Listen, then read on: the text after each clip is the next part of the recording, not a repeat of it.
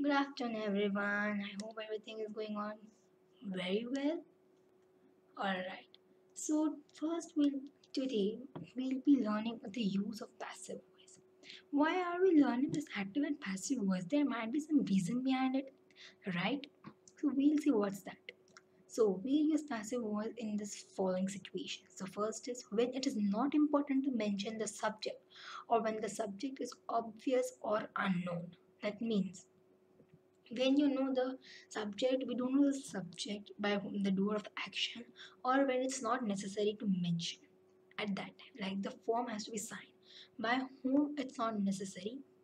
The Rome was built in a day, but if they have specially made that, the bill, the government form has to be signed by the prime minister. If they have mentioned so, then it's important, but if they have not mentioned so, then what's not important. Then Rome was built in a day. Now, who built Rome? That's not so important. Okay, or you might think it has not been mentioned. So that's why. Second thing, when the action taking place in the sentence is more important than the subject who is doing the action, the atmosphere is polluted. So now the basic concern is that the atmosphere is polluted. Now, who has polluted? What can we do knowing that who has polluted it? So more importance is given to now the action what has happened. The roof was damaged during the storm. Okay, the roof was damaged during the storm. So that's more important, to mention the roof was damaged. During the storm, it's optional that whether we have to mention it's by a storm or not. But the roof is damaged, so the major thing is to repair it or restore it. Next, when writing reports or notices, right, it is hoped that survivors will be found.